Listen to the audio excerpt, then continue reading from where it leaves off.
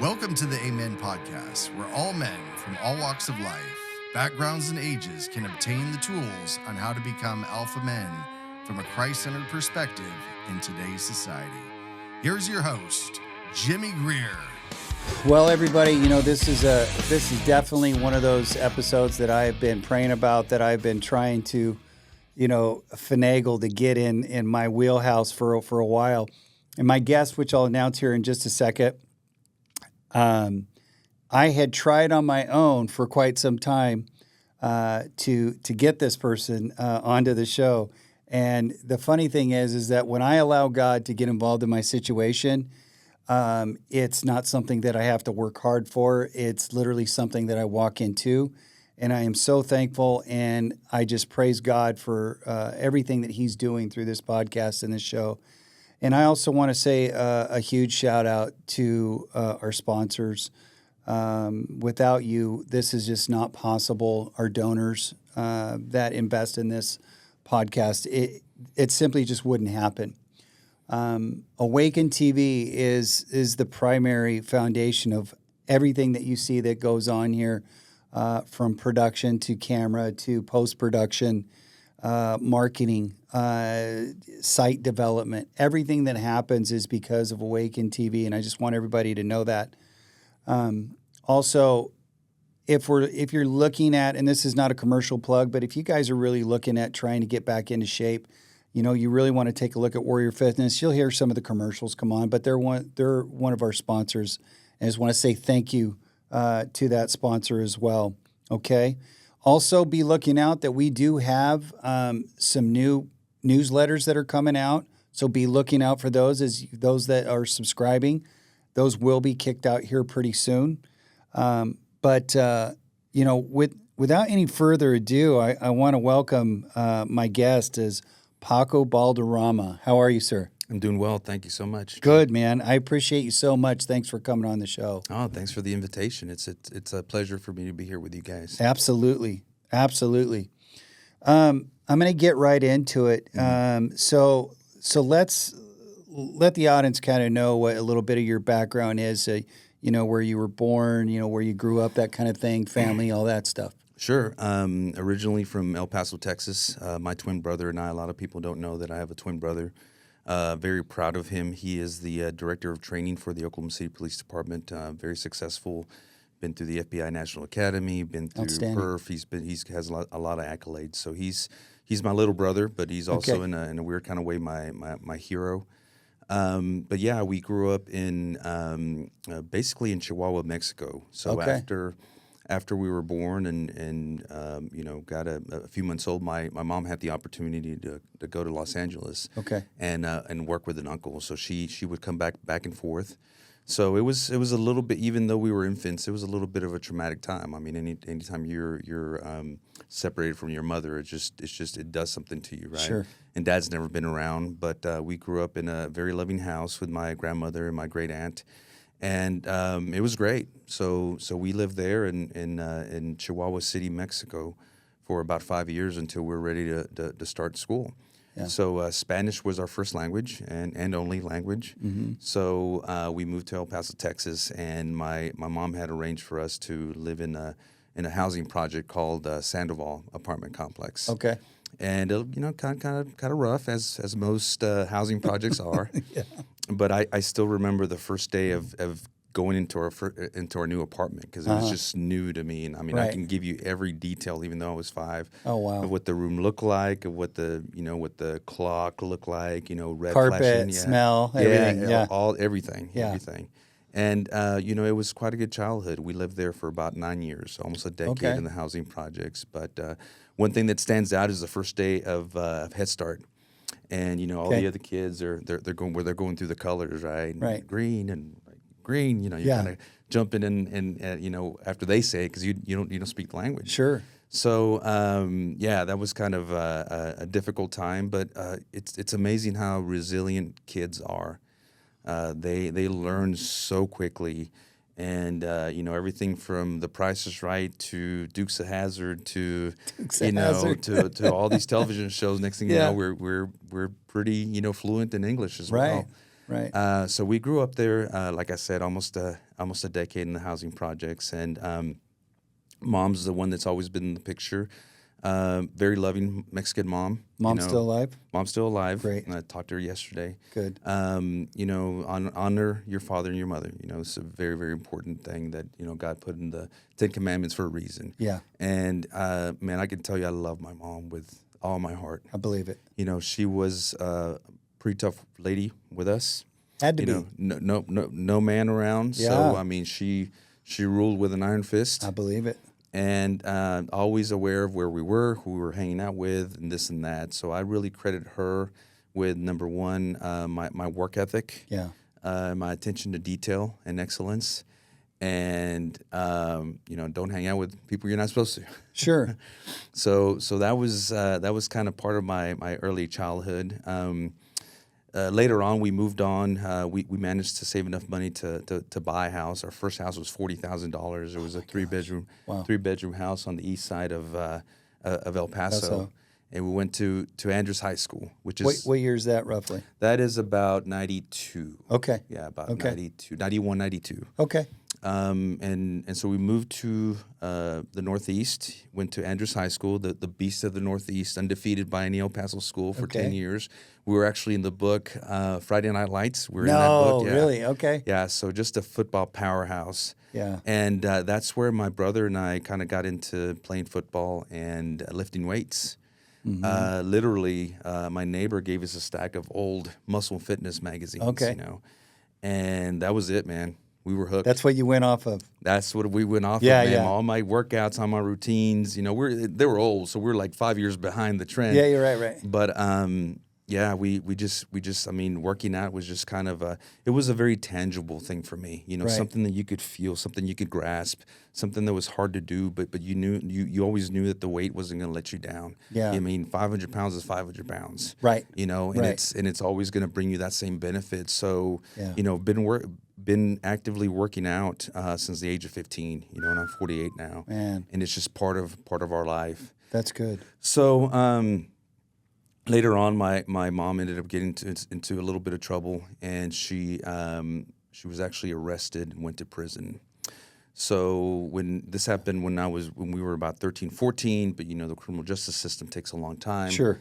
So next thing you know, I have a cousin that says, "Hey, well, I'll move in with you guys, me and my wife and kids, and we'll take care of you guys." Yeah. And, well, that lasted for about 2 months. Okay. So next thing you know, me and my twin brother are on our own at 15. Like who are you staying with? We're with ourselves. Really? You were raising yourselves? Yeah. In the apartment that your mom? No, this is after we bought that little house. The house. Yeah. Okay, so you guys. So how's that being paid for and all of that? How's that? Right. Working? Well, mom left some money in the bank, and we were receiving assistance. So yeah. I taught myself how to balance a checkbook, and I was paying bills and stuff. And I look at my daughter now, who's 14. Okay. And some of her problems and issues and sure. concerns that she Challenges. brings to me, like, yeah. Dad, I need the iPhone 16. This 15 doesn't right. work. And I just kind of shake my head, and I'm thinking, no it was about this time when we went through that, and we were alone for the second time. Right. For the second time, because remember, my mom had to leave us so she could go work. So we ended up going to Oklahoma City because my aunt and some first cousins lived there. Okay. So they took us in. This was the summer of '93. Okay. And so, freshman and sophomore year, played football, wrestled, did a little bit of powerlifting, and then went to Oklahoma City. But we could only take off to play football and do a little bit of powerlifting. Okay. I mean, we had to work full time. Sure. So got up early, went to school, got off around 3 o'clock, went and worked out at a local gym called Peaks Gym to about 4 o'clock.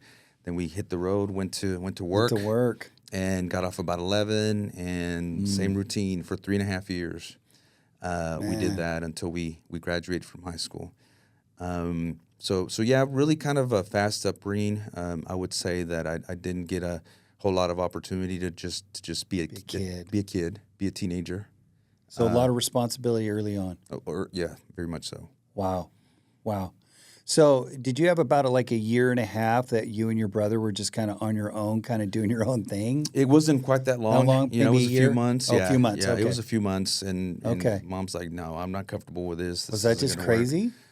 Yeah, I was like, "Hey, we got it. You We're know, good? We got We're- it. I mean, you gotta." We're making our own food. We're making it happen, paying the bills. You know, when you're thrust in that type of situation, and we were pretty good kids. You just overcome. You just become resilient. I think God put a resilience in us that just helps us to just overcome. And I mean, I can tell you, a couple of years later, at 19, we bought our first house at 19. My brother and I. Wow. You know, $50,000 house in Oklahoma City. That was really rare back then, as it is now. Yeah, yeah. We just, I mean, for us, there was no safety net. There was no trust Make fund. it or break it. There was no, 429 money set aside Yeah. for you to go to college. Yeah. There was none of that. Ain't none of that. You know, it's you either make it or you're going to be on the streets type of thing. Ain't gonna happen. So one of my barometers for that I told myself as a young kid was, hey, what are you going to be doing the day after you graduate from high school? You better have a plan. You better have some direction, some goals, something. Right. So I always told myself that, hey, what are you going to be doing the day after you graduate from high school? Well, lo and behold, we graduated on a Wednesday night there in Oklahoma City, and we had jobs already lined up through our school campus resource officer. Got us jobs at the Oklahoma County Detention Center as detention officers. Really? Okay. So Thursday morning, we're in training. Yeah. We're in training. So that was my first experience with law enforcement. Yeah. Was as an 18-year-old detention officer. Because of that sense of responsibility. I mean, next thing you know, I got promoted to corporal, got promoted to sergeant. Next thing you know, I'm running the whole booking, receiving, releasing area. I mean, Goodness sakes. I'm 19. I got 50-year-olds working for me. About 30 of them. And it's now that part is nuts. It's like how That's do I gotta have be all this weird. responsibility? You Yeah. know? But it was also during that time that because of my cousins and my aunt, we strictly went to a Pentecostal church. Okay. Fe Agrada Dios is the name of it. Still there. Still another pastor. He's still getting there. it. Yes, I and love some it. of the members from 25 years, 30 years Still ago there. still there. Yeah. Man, that's awesome. Yeah, Praise but God. I mean that's a Bible, Jesus teaching church. That's belt. Yeah. That's hardcore. Yeah. Fire and brimstone. Fire brimstone, Yes, man. yeah, turn or burn. I told Jerry Dyer about that. And he goes, "Oh, you go to the church where they got the rattlesnakes. They got the rattlesnakes." And I said, "No, Mayor, the rattlesnakes are for special occasions. right. You don't just bring them out any given weekend, man. It's got to That's be. It's got to be awesome. some special going on." Yeah. Now you've got a family. Meanwhile, you we're just kind of jumping around some of your background. So you have some kids. Yeah. Right. Yeah. You're married. Yep. Okay. So how old are the kids? Kiddos are 14, 12, and 11. 14, I have 12, a daughter who's 14, and then my two boys are 11 and 12. So about 18 months apart. Yeah. Yeah. So that I pray God have mercy on the soul of the young man that comes to your door. Man, that's a rough one. That's going to be a rough one. I think they better pray about her mama more than me. Do you think I'm actually pretty relaxed. Yeah. I'm pretty relaxed, but Yeah. but no, I mean they know I don't play around. Yeah. And they know. There's no games. Yeah. Yeah. There's none of that. Yeah, it's. I mean, I put up with a lot, but when it's time to settle things down, we settle. We're things not down. doing that. Yeah. Yeah. Yeah. No, I get it. There's a hard stop there. I get it. Yeah. I have two girls and then two boys, and I'll tell you, it's just, this. It's just a different world when you got girls and They're boys. completely different. They're like not even the same animal, man. No. Completely different. No, needs are different. Mm-hmm. Emotional attention is different. I mean, just the emotional availability of a man to a young man versus a young daughter. Totally different demand on you. Yeah. And as a dad, I mean, that's like the hardest part of life. And believe me, I've had some extraordinarily difficult projects in my life, but nothing like trying to figure out my kids. Oh man. And on top of that, I can also tell you that, with all the accolades, with all I got a resume that's 8 pages long. Yeah. It talks about all these, receive this and receive that and receive this. And Sure. to be honest with you, most of those things, I don't even know where they're at. I may have one or two in a box in the garage. Yeah. But that none of that even compares to being a dad. Come on. Without a doubt, Yeah. my most beloved and sacred title for me Yeah. is being dad. Yeah. is being dad. Because Yeah. you know what? All that other stuff, you know, people give you things for sometimes for ulterior motives. Sure. Right? Or just, I mean, I've been given stuff that I didn't even want just to have me at the event so they can Right. reel in more money Hey, or buddy. whatever. You know, Right. yeah. And everything can be taken away from you, except, you know, the fact that you're a father. Yeah. You know, that's the one thing, that and being a child of God, those two things cannot be taken away from you. Everything else can. 100%. I think that the ideology of leadership, it's definitely multifaceted, because you wear many hats in a family, and as a man of God, and definitely as an alpha male, that's for sure. Because I think people kind of have this messed up idea what that looks like, because if we did have it figured out, I don't think that we would see the problems in society that we have. Mm-hmm. I don't think we would see the failures in marriages that we find. But I think that it's so essential that the leadership role, you know, that covenant between us and the Lord that we make with our wives, we're also, you know, developing that with our families, is so essential to their success. Because I've always told people, you know, whether it's a girl dad or a boy dad, I said, you're raising somebody else's husband, you're raising somebody else's wife. Mm-hmm. How you raise this person, how you input and invest in that person is going to dictate how successful they're going to be. Right. And then I also tell women as well, is that if you really want to know what you're looking at as far as a man goes, you look at the grandfather, because the grandfather will tell you what the father was trained, what tools he was given, and so on. And that trickles down into the person that they're in front of. Mm-hmm. So the essentials of leadership are so key, because everything rests on us. Mm-hmm. It really does, because here's the thing is, it's a death march. God is not going to come to me, and he's not going to come to Paco and say, well, what's your wife's take on this? What was her part in this? Right. He's not going to ask that. He's going to say, what did you give? What did you do with what I gave you to steward, Paco? Mm-hmm. Jimmy, what did you do with it? Mm-hmm. He's not going to ask her. Well, Lord, no, there's going to be none of that, right? And so if we understand how essential that role is in their lives and the people around us, what we duplicate in the nucleus of our family is going to also be the mindset, a little bit of dynamic change, of course, but those are going to be the same ways that we approach our other areas of leadership, whether it's career, professional, personal. Would you agree with that or disagree? I would with that? 100% agree with that, and I'll make a couple of quick points. Sure. Number one, you know, what of the millions of children that we have out there who have no dads? Correct. Like myself. You know, I learned what I learned from coaches, from role models, from other people around me in the community, from men at my church. My goodness. You know, and the thing is that you still take that wisdom. You just have to find it elsewhere. You do. And if you're a person like me who loves to develop himself and loves to learn, I mean, you're looking, but had no instruction whatsoever on how to be a husband. Yeah. Had no instruction whatsoever on how to be a dad. All I know is when my daughter was born, you know, my eldest, you know, here we are, and I don't know her, and I don't know what it's like to be a dad. Yeah. And then she's born, and all of a sudden you're holding her in your hands, and the one thing you know is that you'd murder everyone in that room for her. 1,000%. You know, and shockingly, but you would. Yes. And that's all you know. And I mean, that love is a love that is, you know. We mean stop the threat, by the way, just for all of our gun owners. That's what we're talking about. No, I'm just kidding. You know, I'll tell you one thing. What's that? Having kids made me understand God more. Interesting. A lot more. Yeah. I would sit there and I remember putting my baby to sleep and just praying that she'd fall asleep for one. But just thinking and praying and talking to God and thinking, wow, I know how much I love her. Mm-hmm. But God loved me so much that he gave his son for me. Right. Right. Where I in turn would murder everybody for her. Mm-hmm. He did the opposite. Mm-hmm. He gave his only son so everybody else could live. 100%.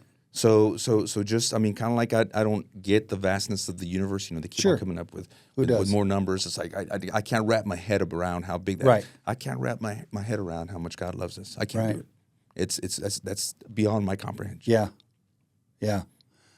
I think that when we look at leadership as a whole from a father, he could have done the example of how he was going to introduce love in any way, shape, or form. He could have done it just through the majesty of our environment, peaks, mountains, universe, stars, right?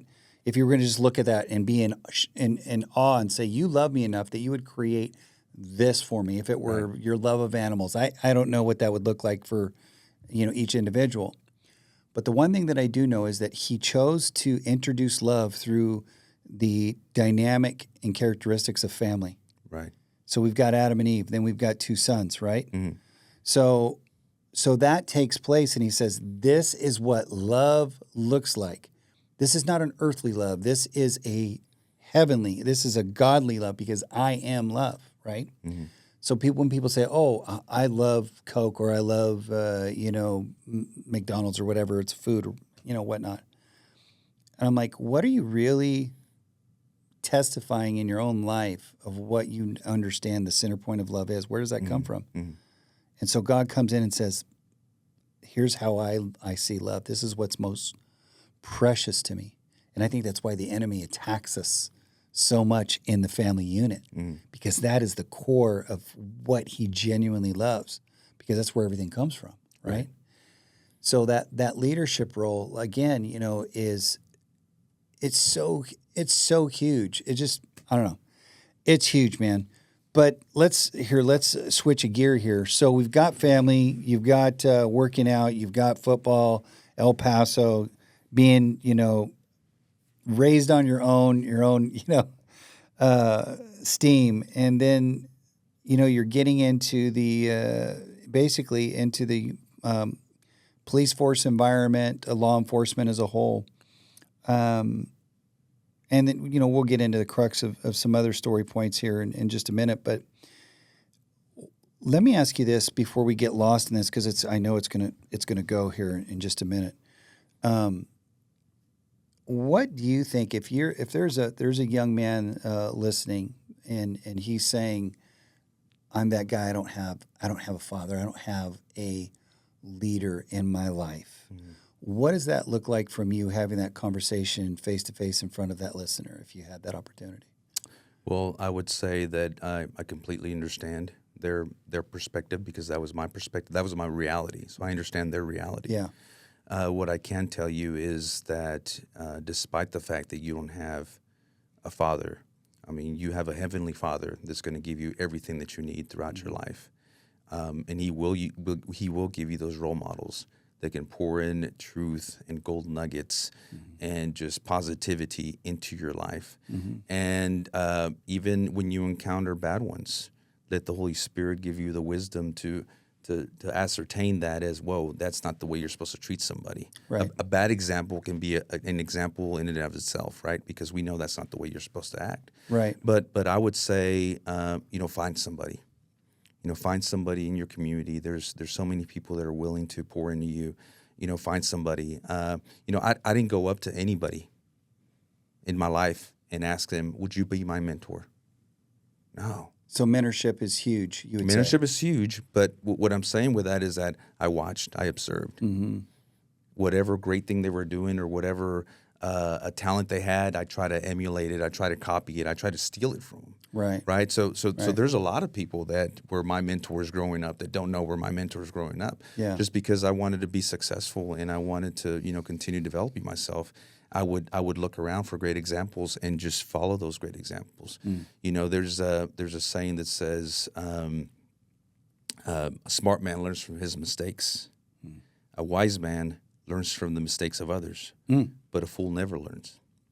It's about observation. It's about developing yourself up as a human being. Absolutely. And it's also about not making excuses. I make no excuses for my failures. I make no excuses for my successes. They are what they are. I think you have to be responsible, and you have to own it. You have to own the responsibility, whether it goes good or whether it goes bad. Yeah. I recall, my officers when we were getting ready for operations and, the last 3.5 years with the Fresno Police Department, and I would remind them, I said, remember, when you do something great, you will get all the credit in the world. Right. I will name you. I will name your unit. I will name your team. Right. I will show how proud I am of you. Yeah. But when something goes terribly wrong, it's my fault. Right. You remember that. Yeah. Because that's the way huge. It works. That's the way it works. That's well, huge. why? Well, that's not. Who said anything about fair? Right. Nobody's talking about fairness. Right.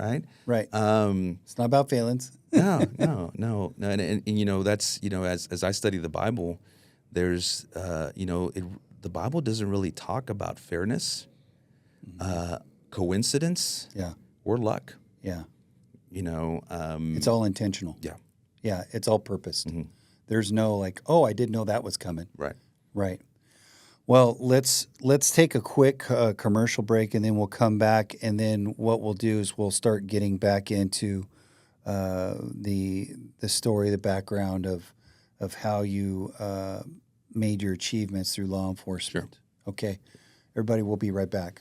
Are you ready to become the strongest version of yourself, Alpha Men? Meet Paul Watson, a military veteran.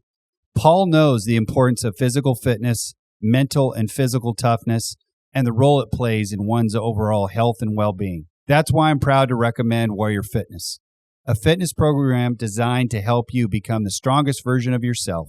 Whether you're looking for elite military selection training, including endurance and strength training, group classes, individualized training, and personalized diet plan development, we're here to help you achieve your fitness goals. Our experienced trainers understand the value of hard work and perseverance, and they will work with you to push your limits and achieve new heights. Join our community of warriors and take on a new challenge that will help you to build strength, increase your endurance, and improve your overall health. With Warrior Fitness, you'll discover a new sense of discipline, resilience, and pride. Sign up today and let's take on the challenge together. Check them out at their Fresno location at 8039 North Cedar Avenue, Fresno, California, 93720, or on the web on Instagram and Facebook, or if you want to just give them a call, go ahead, 559-242-2570. Stay Alpha. Welcome back, everybody. Hopefully you got some good information from the commercial break. We're coming back with former Fresno Police Chief Paco Balderrama. Welcome back, man. Thank you. So this next segment that I wanted to get into is the nuts and bolts of a lot of your story. It's not all of your story. It's just one season. I think that there is something really to be said about the process of what you went through and how you got there. Mm-hmm. And it's not the season that I'm speaking of, but more so of you've had multiple positions in leadership in very huge departments. And so if you can touch real quick on the departments that you came from and that you grew up through, and then landed at Fresno. And then if you can, let's get into the story that follows up after that. Sure. It all flew by so quick. Yeah. I was at the Oklahoma County Detention Center for 3.5 years because I was waiting to turn 21 before I could apply to be a police officer.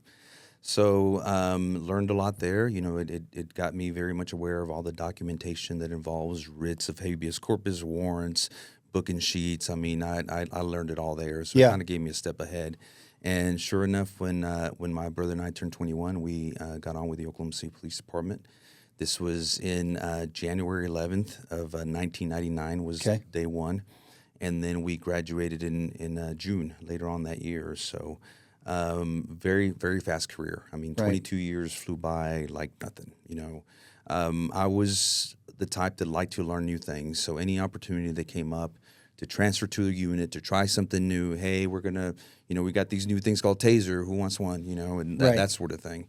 If I would have known that I was going to get tased, I may not have raised my hand. But I've been tased as well, man. It's not a good time. No, it does not feel good. No, not one bit. So, yeah, anytime I got the opportunity to move around, I did a lot of things. I was on the bike unit. I was on an undercover narcotics unit. So if there was an open spot, you were jumping in it. Yeah, I'd go in there, stay a couple of years, learn what I could, Okay. and then try something else. So I have a personality that gets kind of bored easy. So I do like change, and I like a variance in the job. Okay. So once I hit 7 years, I applied to be a lieutenant, and ended up number 1 on that list out of 56 people. So wow, that was a great accomplishment. And then I was a lieutenant for 3 years, and I took the captain's test. I had a couple positions between there, and I was promoted number 4 on that list. I was promoted number 1 on the majors exam and number 1 on the deputy chief. Wow. So next thing you know, 20 years in, I'm a deputy chief, and that's one of the fastest in the history of the Oklahoma City Police Department. And how old were you at that point? I was 42. Goodness sakes. 40 or 42, yeah. And you're how old now? 48. 48, okay. Great department, really, really focused on taking care of my people and checking in on them. I never liked them to do something that I wouldn't do myself, so I would seldom or frequently go out there with them and get in the thick of things, if you would. And then the job started getting kind of easy. This was post-COVID. We did have riots. Okay. After George Floyd in Oklahoma City, we had a couple police cars burned. We had a mob of about 400 come into the our headquarters to try to burn it down, which is a fairly new headquarters. Wow. So we were able to kind of keep them at bay. And so did you guys have to get into like riot gear and into the whole 9 yards, huh? Oh yeah. The Ninja Turtle outfits is what we call them. Yeah. So it got kind of hairy there for a little bit, but our teams, our police officers did a phenomenal job, and there was no mass protesting, just a few scuffles, and we kept the peace for the most part. Yeah. So that's when the opportunity opened up to come to Fresno, and there in Oklahoma City they have a nepotism clause written into the charter. Oh, they do. So I could never be police chief there in Oklahoma City with my twin brother being in the same department. Right. And I certainly wasn't going to make him go someplace else. So I thought let's try this. It seemed like a good opportunity. I'd been on the phone with the mayor for quite a bit, and frankly, I don't regret doing it. I was able to come here. We were able to work extremely hard, my team and I. We were able to bring homicides from 74 to 30. I mean, even if it's bad math, it's like a 60% decrease in your homicide rate. That's phenomenal. Nobody else in the country did that. Yeah. During the most difficult time to hire police officers, we hired over 320. I think we're up to 350 now.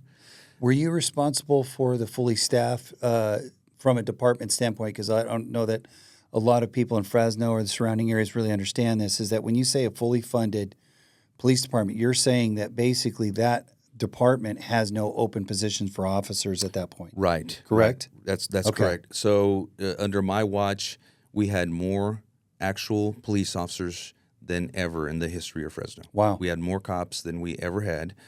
We were able to replace 220 Dodge Durangos using COVID money. So right away, we invested millions and millions of dollars in infrastructure, which looking back was very, very smart because that money ran out.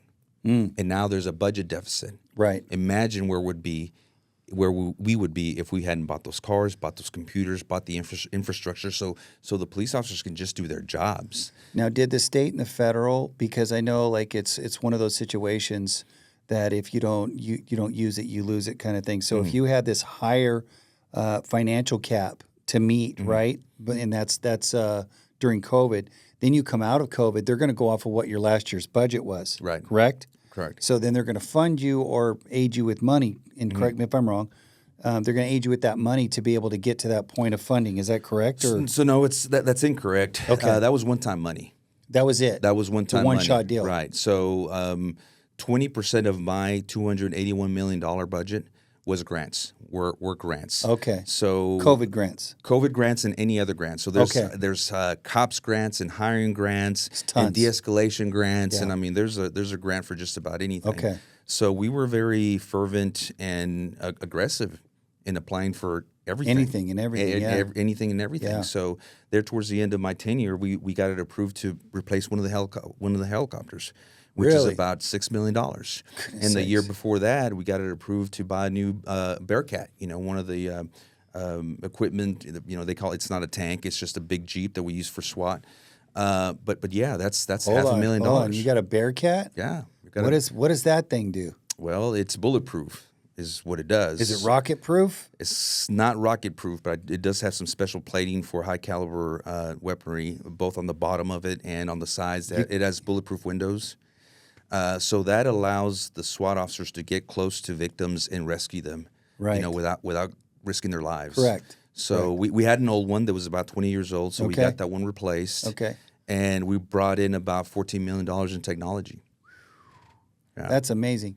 Now, so with that, when you guys have the Bearcat, do you guys I don't know if everybody knows this or not. Does Fresno have a full-time SWAT, or are they pulled from the field when there's a call? No, they're actually pulled from the field. We have a couple of SWAT administrators. Okay. They're out at the training center, and that's we have to have them because they're constantly ordering new equipment. Sure. And, stuff's going. Things have shelf life, right? Gas has shelf life. 100%. So they have to stay on top of all the inventory, order new stuff, coordinate training. Okay. So they're needed. They're full time. So no, but all our SWAT guys, they have a full time job. Some of them are detectives. Some of them are on the gang unit. Some of them are in other areas. So when that call goes out, do they get a special notification on their So we used to use pagers back in the day. Yeah, it was what was it? 777 Was it SWAT? Like you remember SWAT that we like just like the movie. Beep beep beep. 911 777. That was a full call out. Yeah. But no, we have a mass text system that we use now and notify them, and we give them a heads up. We're like, hey, we got a situation building up, so they're like, okay, make no plans tonight. Okay. And then, hey, it's elevating or it's not, and then get your here's the command post. Come on in as quickly as you can. Did they ever? And I'm curious about this because now I've got you in front of me, so I can actually get real intel on this. So there was something that was being introduced to the city of Fresno a while back. I can't remember what the year was, but they were called shot towers, and so that was a technology that the city of Fresno was investing in, and basically that technology is supposed to be able to indicate location of shots fired from specific type of caliber weapon. Yeah. Is that's a real thing? That's a real thing. Yeah, it's called Shot Spotter. Okay. And that was the name of the company. Now they do other things, so they changed the name of the company to Sound Thinking. Okay. It's got a little logo of like a little owl with its head turned sideways. Okay. I don't know why. Yeah. But the product is still Shot Spotter. Okay. So the city of Fresno invested about it costs us about $1 million a year to cover 14 square miles in Fresno. And those locations are not for public dissemination. Yeah. But it's not Copper River. Right. Right. It's areas where we have a lot of gang violence, and that's been integral in reducing fatalities because we can get there quicker when someone's shot. We know exactly it'll tell you within 7 inches where a gun was fired. Yes. Oh, goodness sakes. So it's extremely useful technology. As a police chief, to me, $1 million, if we save one life a year, huge. It's worth it. Totally worth it. Yeah. Totally worth it. So you've got, I'm thinking that you've got all these achievements going on. You're rising through the ranks here. You have all these accesses to phenomenal tools. You have to build a department. When I moved here in 2000, I moved to Fresno a long time ago. So my first introduction was with former police chief Jerry Dyer, now mayor. And so me being a gun guy, I grew up in the Valley. So Fresno, I grew up in Los Banos. So, Fresno was always in the news. It was always like murder this, murder that, shot this, shot that, kind of thing. And so we moved to Fresno, and there's a live standoff happening somewhere on, let's say, southeast of G Street, right? Okay. Or Ventura, that area. And so there's this guy, and he's got a knife, and he's got literally like probably about 20, 30 cops around him. I mean, it's all hands on deck. And this is live. This isn't, edited and then cut for later. And so this guy, he's trying to do an attempted, forced suicide is what he's trying to do. Right. And so he's walking towards the cops, and cops are giving him, the direction, put down your weapon. And then he gets within the stab radius of one of the cops. Mm-hmm. Well, then literally the cameraman was not expecting this, and the camera dipped because literally you just hear the shots ringing out, and it was not from one or two, it was from a lot of cops. Mm-hmm. I mean, it was a lot. And I was just like, wow, that's like the first month that I was here. This is crazy. Yeah. This is insane. This is Fresno, okay, And I'm not down in Fresno at all. I'm just saying it was, you go to Phoenix, you can go to any major metropolitan area and you can find the same kind of violence. Right. You really can. But that was like my first, introduction. This is nuts. So pretty hardcore. It is hardcore. But you've got all these tools, and you've got all this responsibility, the weight of all these things, and bringing this department to a level. And I'm not saying that former chief didn't bring a level of professionalism by any means. I'm just saying that your responsibility, your tasking with that it's got to be unsurmountable. I mean, it's got to be just crazy, right? Oh yeah, it's a much bigger responsibility than I ever imagined. And if I could compare it, it's like Pee Wee football to NFL. Big of a step that. Without a doubt, I can tell you that all my promotions, there was a little bit more responsibility. Wasn't that big of a deal. Going from an assistant chief or deputy chief to the chief of police in a major city. Oh yeah. Night and day. It may be football, but everything's a big deal. It's faster. Everything's coming at you at 100 miles an hour. Yeah. There's too many people to appease. Yeah. No matter what decision you make, someone's not going to like it. Right. Someone's not going to like your decision. No matter what. So, no matter what. So, right away, I told myself, well, understand that your job is not to make everybody happy. That's it. That's the ice cream man's job.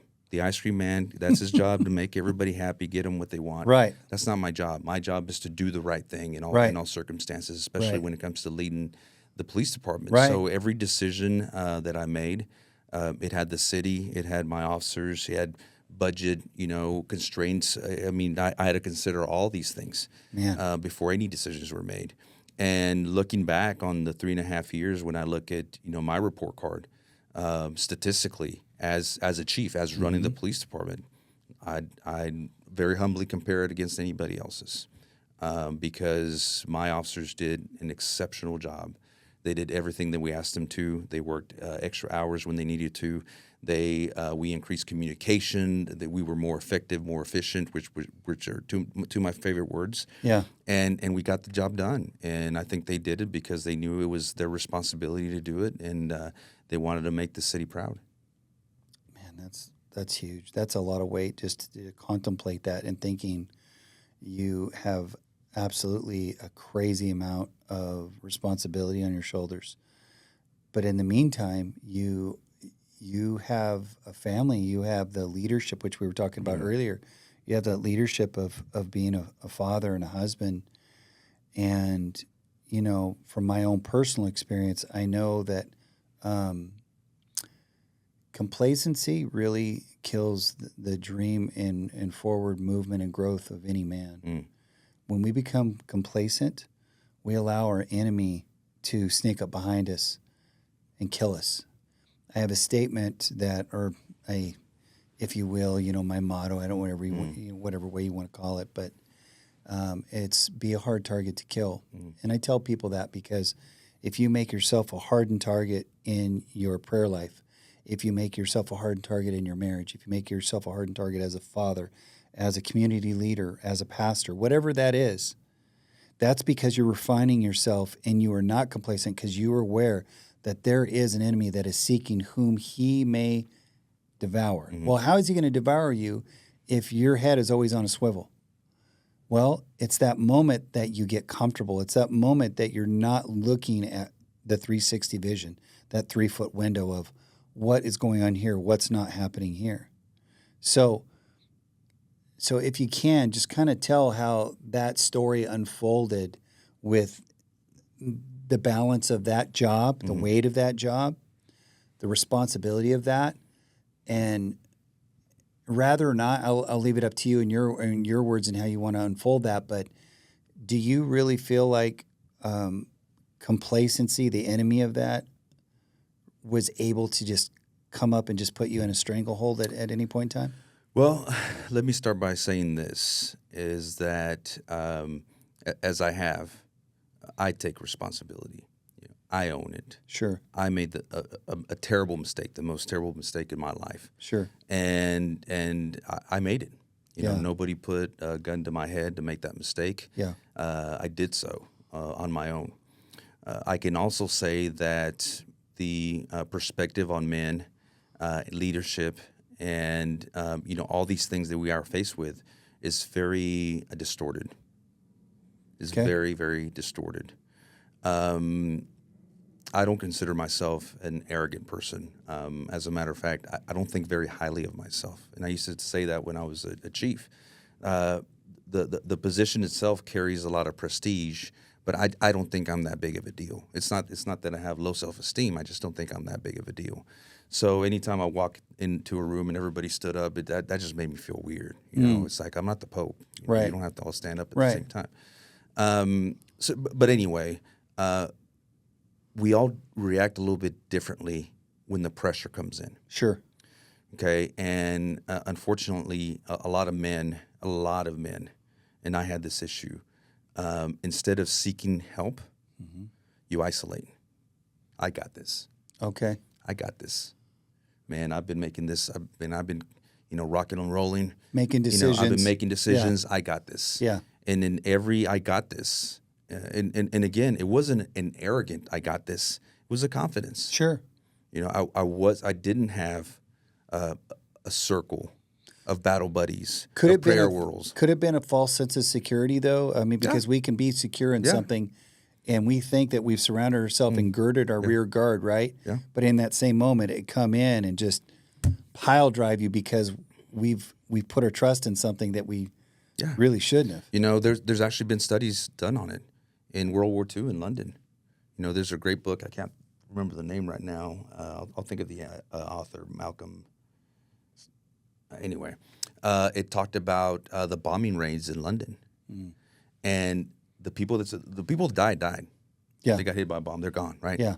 The ones that didn't started building this false sense of security. Like I'm untouchable. I'm untouchable. It's not going to hit me. It's not going to. God spared me. And I'm God's favorite. And almost Yeah. like they had this confidence about them That was that it just was off the unrealistic. chart. Yeah. But it could. Yeah. It could. And I didn't, being an outsider, I was not properly prepared to come in, and let's just put it this way: there was no training day. There was no, Yeah. hey, take a week to go around and check out. Introduce yourself to people. Yeah. I actually had a 90-day plan. You know where that ended up? In the shredder. Really? First 90 days. Wow. Because I came in to a crime epidemic. Mm-hmm. Okay, we had just hit a 25-year high in homicides. We set a new record of shootings with 732 Oh my gosh. in 2021, or in 2020. And here I come in Okay. 2021. Yeah. And my job, literally, is to stop the bleeding. Stop the bleeding. I don't even know the names of my commanders. Right. I couldn't tell you where the stations are. Right. I'm still reading the policy book. So that 90-day plan went out the window, man. So you're blowing and going at this point. Oh, yeah. Yeah. Mach Hair's 3, on fire. Yeah. From day one. Right. So in that, looking back, now that I've had more time to look back, I'm like, I didn't have a true sense of a Christian foundation of people that were praying for me. Sure. I was not going to church. I felt weird going to church because everybody makes a big deal about the chief here. Yeah. there's a Yeah. chief, Oh, there's a he chief, goes right? to church here. Yeah. Right, Yeah. right. So I watched it online. Sure. I was not opening my Bible on a daily basis the way I am now. I was not doing those things. Okay. I'll tell you what my routine is today. My routine is I get up at 5:30 in the morning. Mm-hmm. First thing I do is thank God for my life, my family, my health. Right. And then I make a cup of coffee, and then I read my Bible for about an hour. Yeah. And then I do a devotion. I do 2 devotionals every single morning. Throughout the day, when there's a problem, an issue, something that I'm contemplating. I literally go upstairs, I get on my knees, and I pray. So that's your discipline now. That's my discipline now, and that's what it should have been back then. Okay. Because I wasn't doing that. Okay. I was having success by the grace of God, and because I had a phenomenal team. But I was not hedging myself. I was not making myself a hard-to-kill target. I was not. As a matter of fact, I was right there, You're wide open. Wide open. You're Wide like, here I am. Right. Completely exposed. And when you're in a position like that, you think you're strong. You're not. You're Yeah. extremely vulnerable. Yeah. Extremely vulnerable. Yeah. Everybody's looking at you. Everybody's a critic. Right. Everybody thinks they can do your job better Yeah. than you. Everybody, every single person. And here in Fresno, I don't know if you've noticed, but it's kind of a political town. A little bit. Yeah, little A little bit. bit. That's an Right. understatement. And if you don't play politics, which I don't, it makes it a little bit rougher. Yeah. It makes it a little bit rougher. Yeah. But I should have been prepared in that sense. So I guess I could explain it this way. I was doing everything I had to do physically. I was performing out there on the field. So you But had I your didn't have physical, it up here. Your physical game was under wraps. Okay. Yeah. You had it. You had that good. Mhm. You know, I call it the three-legged chair syndrome. So you basically people that think that you can train only 2 out of the 3 and still stand properly when you can't. If you're not training your spirit man, you're not training your physical, you're not training your mental all at the same time. You're not feeding into those 3 areas. That chair's you're unstable. exactly right. You're gonna take a dump. You're gonna fall on the ground. I got my shirt right here from Rise Up Kings. Yeah. Powered by God. This is a great program out of Dallas, Texas that I went through earlier I've this looked year. into those guys. Oh my goodness, life changing. Yeah. And they talk about the 4 pillars Yeah. for a man, for a man, any man. Right. Faith, family, fitness, who you're going to protect if you can't even get up. Right. Right. And finances, the biggest stressor in any family. Sure. And those finances also include building your wealth so you can give back to others, send somebody else to that. And it's completely changed my life. It's completely changed my perspective. I do agree with you. I think as men, we have to do everything that we can to be prepared and to make ourselves a hard target. 100%. But I will say this. Don't recommend it, but I will say this. I think every man should go through a time in their life when they are completely destroyed. Completely. Now, what does that look destroyed. like? Does that mean mental, physical, spiritual, financial, All of it. everything? All of the above? For me, it was all of it. Yeah. Completely destroyed. Yeah. So number one, you can find out who you really are. Yeah. Okay, are you just this? Yeah. Or are you an actual doer? And number two, most importantly, so you can be broken enough to allow God to piece you back together. Yeah. The way He created you to be. 100%. Not the way that you think you should be. Not the way that the world tells you to be. Not the way that anything else. No. Yeah. Put you back together to the person that, when it talks about Him, knitting us in our mother's wombs. That vision of what God had for our lives, that's what He wants us to put back together. Don't recommend it. I don't. It's not for the faint of heart. It's not a walk in the park. No. It is extremely, extremely difficult. Yeah. It is hell. I'll set up the next segment that we're going to go into, and I'll just kind of mirror some of what you said. So for me, and my little silly story of life was that, I was at 270 pounds at one point, not too many years ago, about 2016, right around there. And so a little under, 10 years, but so we're sitting there and doctor says, hey, listen, you need to change the way that you do life, because if you don't, you're going to have a heart attack and you're not going to be here. I said, okay. So, there was this little cool little obstacle course company called Spirt Racing. So I get into this thing and I take a year and I'm at 270 and I said, okay, I want to race this race in 8 months. I need to get ready, right? And so I had to make the choice mentally that I was going to put myself under a lot of physical and mental pressure to achieve that goal. And so what I didn't know at this time was that I had chosen one of the top 3 most difficult courses in their arsenal of courses, and it was at Big Bear, and it was their short course, which was 3.5 miles, and it was 18 obstacles, and you race up Black Diamond. You're doing this. You're not straight up. I'm not going to exaggerate that. You're at a pretty good grade, okay? And so I get going on this course, and I'm probably about halfway through, Paco, and I can just tell you right now, man, I was doing that check my life where I'm at right now. Yeah. Like my Things start soul, getting blurry. my soul was just like ready to depart. Been there. Everything cried out. Everything was sore. Everything was cramped. And I was only halfway through this thing. So I'm starting to, my body's starting to shut down. And mind you, I trained for this. So I'm coming down the mountain, and I'm literally throwing everything that I can. And I'm got, mustard packets. People are pickle juice. Like, you got some pickle juice, man? I need some pickle juice. I got to unlock my legs. And I get down to the bottom, and I'm finishing up about 3 or 4 of the last obstacles, and I'm done. Like, I am so done.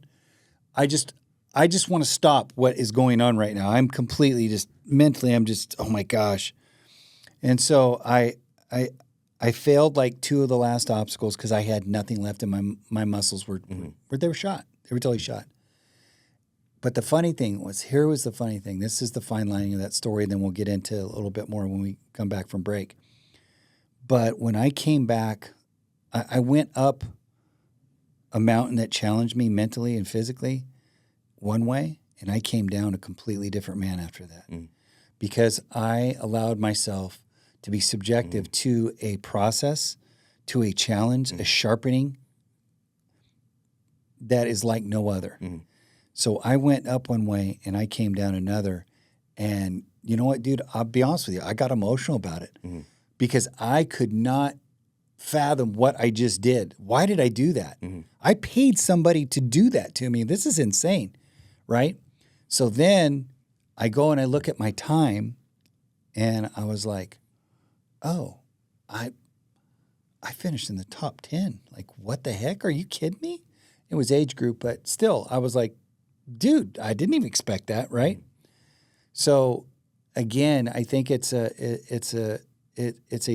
testament of men need to be sharpened and challenged physically, spiritually, and mentally. And we'll get more into that and some other things too when we come back. Excellent. Are you ready to become the strongest version of yourself, Alpha Men? Meet Paul Watson, a military veteran. Paul knows the importance of physical fitness, mental and physical toughness, and the role it plays in one's overall health and well-being. That's why I'm proud to recommend Warrior Fitness, a fitness program designed to help you become the strongest version of yourself. Whether you're looking for elite military selection training, including endurance and strength training, group classes, individualized training, and personalized diet plan development, we're here to help you achieve your fitness goals. Our experienced trainers understand the value of hard work and perseverance, and they will work with you to push your limits and achieve new heights. Join our community of warriors and take on a new challenge that will help you to build strength, increase your endurance, and improve your overall health. With Warrior Fitness, you'll discover a new sense of discipline, resilience, and pride. Sign up today and let's take on the challenge together. Check them out at their Fresno location at 8039 North Cedar Avenue, Fresno, California, 93720, or on the web on Instagram and Facebook, or if you want to just give them a call, go ahead, 559-242-2570. Stay alpha. So we were talking right before the break. We were talking about that physical challenge, that the things that men need to really produce growth in their life.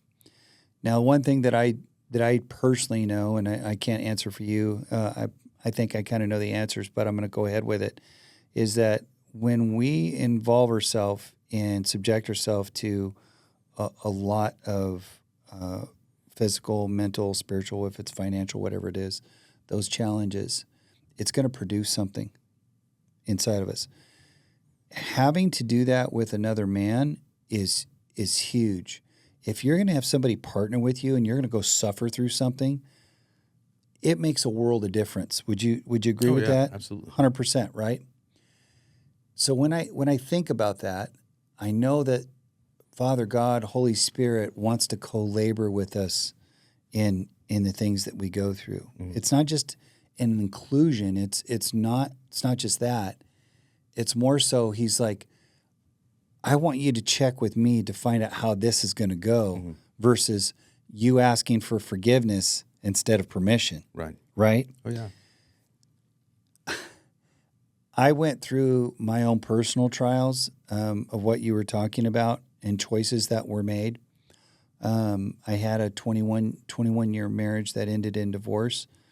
And one of the key things that I can take responsibility for in my part, men are very meticulous about this. When we see a check engine light come on in the car, what's the first thing we do? We start listening. Right. We go, what's that? What's that noise? Where's it coming from? And then we become Inspector Gadget trying to figure out what's coming, what's happening. And sometimes we will say, well, I got a little bit more time. It's not, it's not, brakes aren't coming off, the wheel's not going to fly off, right? It's not catastrophic. So we think. And that's where the complacency comes into play. We get comfortable, and the enemy's been at our feet the entire time. And so I can honestly say for myself was that I found myself not responding to the engine light. Because every family goes through this. Every marriage goes through these things, right? We go through trials, challenges, whatever it is. And it was my failure and my responsibility to say to her, hey, what's going on? We got a problem? Is it fixable? I mean, what's happening here? I failed as that leader in that point, and take full responsibility for that. And when I think about what we're talking about in regards to each other's stories, I know that without God, I am nothing, can be nothing, will never do or become anything. Everything that I have, everything I will be, is because of Him, right? That process of you're in the pit of what you were going through in your choices. Not just how essential, but what did that look like for you personally, Father? Son to the King of Kings and Lord of Lords, and you're also a father, you're a leader, you're a husband. You're all these different hats that you're wearing. How did the Lord show up in that middle of all of that mess that took place in your life in that season? Well, I can tell you that there's definitely warning lights. The lights are on. Yeah. I think sometimes we find it easy to ignore them when there's so much else going on. Right. Right. Right. The warning lights are there, but you're getting your butt handed to you everywhere else in life. Sure.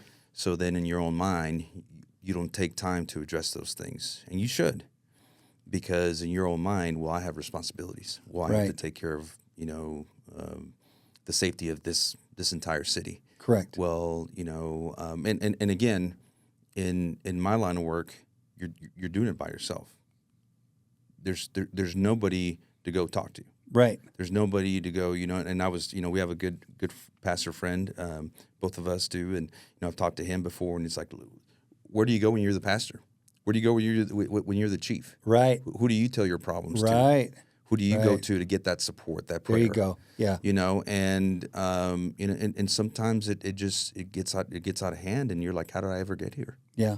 And it's like time just kind of goes forward on you because you're so busy everywhere else. Sure. And that's not a good excuse.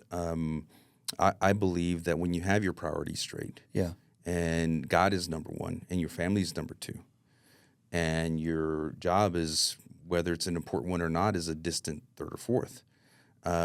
These types of things don't serve us. don't Sure. surface. And keep in mind, and we talked about this earlier. You're a moving target. You're a target. You're a vulnerable target. You know, everybody knows who you are. Yeah. Everybody wants a piece of you. Everybody wants a favor. Everybody wants 5 minutes in your office Sure. to ask you for something. You know, it's never, hey, Chief, I just called to see how you're doing. You know, just how's your Never day going? that. Are you doing okay? You Yeah. know, is your family doing okay? Yeah. I don't recall getting that phone call, but I recall thousands of the other ones. I need. I Right. want. I want. Yeah. Can we do this? Yeah. No, it's illegal. You know, it was the response some of the times. But yeah, I mean, and I although I do wish that I would have done a better job of managing that. Yeah. I'm also thankful for God's redemptive power. Yeah. And I look at myself now, and I love myself now, where maybe before I didn't love myself as much. Okay.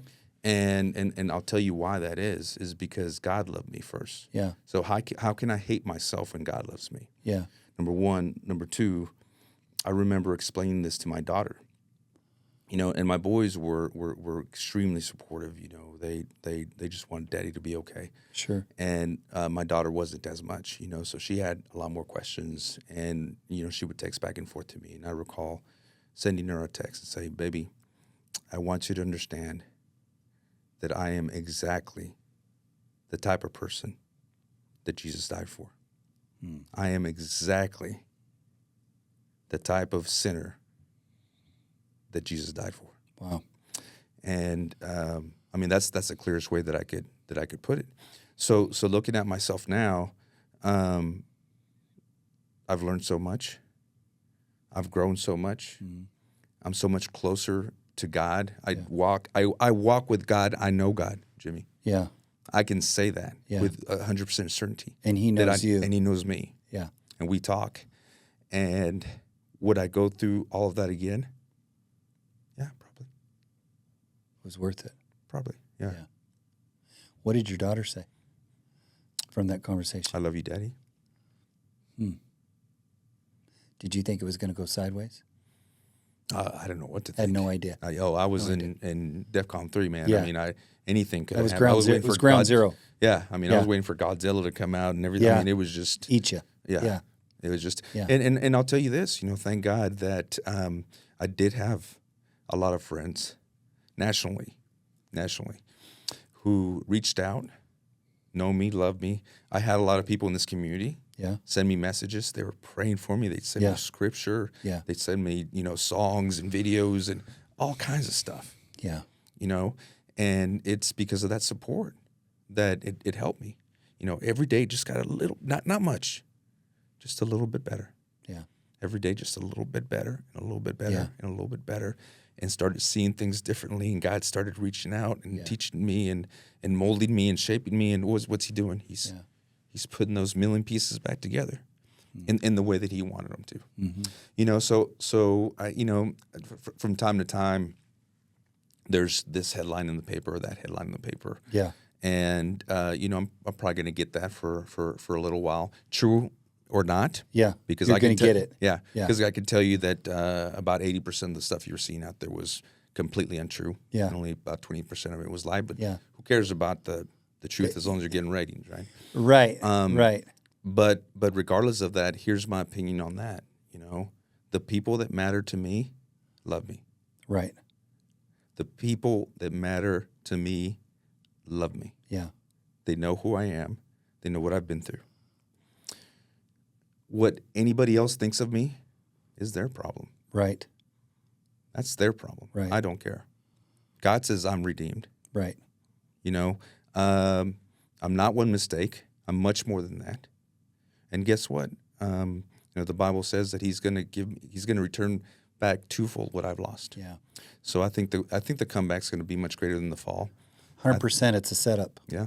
It's a total setup. Do you think that you know, then versus now? Do you think that you've connected the dots in seeing yourself and how God sees you? Yeah. So what do you think that looks like for you? Do you think he sees you as a son and not a beggar or a peasant? Right. No, you're exactly right. And I mean, I could so relate to the prodigal son. It's like, look, I just want to lie right here in the mud. If I could just have, a place in your life. Yeah. But no, what did the father do? He ran out and put the, ring on him and killed the fat calf and, washed him up. And I mean, that's the way God sees us. And, it says in the Bible that nothing can separate us from the love of God. Nothing. Another big thing that I learned, because I'm such a perfectionist, such a high-driven person, is letting that shame go. Yeah. Like literally forgiving myself. Yeah. And not carrying that shame anymore. Yeah. It took a lot. Yeah. Your shame is no different than many stories told in the Bible. The shame of the woman caught in the act of adultery. A lot of people don't really, I can't speak for a lot of people, but I think that most people don't really dig into the crux of that story. Is that it says that it took place in the Gospels. It took place in the cool of the morning. Mm-hmm. The desert, it's a hot place, right? So my question was why are the Pharisees out at 2 and 3 in the morning unless they had a specific plan to make this happen? Mm-hmm. Because they knew if they could catch Jesus in a lie or misconstrue his words, then we got him, right? Mm. But of course he knew, he perceived their thoughts. The Bible even says he perceived their thoughts before they even said the things that they were going to say. And so this woman does not have a stitch of clothing on her. She is a second-class citizen at this time, traditionally and socially of that time. And the only thing that is on her is her hair. And they bring her out, put her on her display. Look at that person. Mm-hmm. Look at their sin. Can you believe that? Oh my gosh. And what do you say, Jesus? He doesn't say anything. He doesn't say a thing. I think everybody thought that he was going to come down with this hammer, like the hammer of Thor or something, and just crush her. Mm-hmm. But instead, he robed her with grace and mercy, forgiveness, right? And these guys are lined up, and they got their stones, and they're like, law says we can stone her for this. I'm sure there were a lot of people that were prepared and did throw their stones verbally. Yeah. Oh, they did. And there were people that were ready to sit there and say, "Let's crucify this guy. Mm. Let's put him down." Mm. Right? And Jesus says, "No, not on my watch. That's my son. I died for that guy. He's good enough for my love. He's good enough for my forgiveness." And so what he does is he wraps her in that grace and that forgiveness. But he gives her a mandate. Mm. She's not off the hook. A lot of people miss that part too. Go and sin no more, right? Go and sin no more. I don't like what you've done. I forgive you, but don't do it anymore. Hurt yourself. You hurt me. You hurt yourself. You hurt your family. It's not what I want for you. Mm. But that story of grace, man, is so huge. And the other part of the story that you were talking about the prodigal son and the part where the dad is going to slaughter a fatted calf. Mm-hmm. Fatted calf is a process. He didn't have time just to walk up on the scene. "Oh, my son's here. Let's go get the fatted calf." Mm-hmm. No, he had an expectation that his son was going to return. Therefore, he began the process of fattening up that calf. So the Father had the expectation upon you. Paco may not have it right now, but he's coming back. He's making a comeback. It's maybe not today, but it's going to be soon. It's going to be tomorrow. It's going to be the next day. But I have a plan because I prepared this calf for him, for me, for anybody listening to this. And I think that story of grace, man, is powerful. It's huge. Truly. And I am super, super grateful and thankful that you've agreed to come on the show, man, and tell your story of what you've walked through, because nobody's walked through what you walked through in those shoes. Mm-hmm. only you have. Right. And I just, want anybody listening to this episode locally, if you know this story, that Amen Podcast, we love your family and pray for your family. We really do. Mm-hmm. That's just not idle words. Mm-hmm. And man, we just love you and thank you for coming on the show It's today. my pleasure. Thank you for the invite, Jimmy. Yeah. Thanks. Yeah. Thank you. All right, guys. Well, we've had a lot of road to cover here, but I just want to tell you again, man, thank you. Hit your like and subscribe on all the platforms that we're on, wherever we get your downloads. I really would appreciate that. And also, just as a heads up, I know that the tagline for finding us is a little difficult. If you're looking on YouTube, you're going to leave out the dot. So it's going to be Amen Podcast CC, no dot in that. You can find us a lot faster through that avenue. And then, also head over to the landing page, and you'll find plenty of resources there. We've got some books that we've put in there for you, and just get you guys some tools that you can build a better person in who you are in Christ, who you are as a man, who you are as a father, leader, and really restore that masculinity that God's really called us to be. And we bring people like Paco on, and hopefully you'll learn and glean from that, get stronger and get better. Stay alpha. Hey, Alpha Men, if you're enjoying the show, check your comms and look us up at amenpodcast.cc, where you can find all of your favorite shows and new releases. Stay alpha.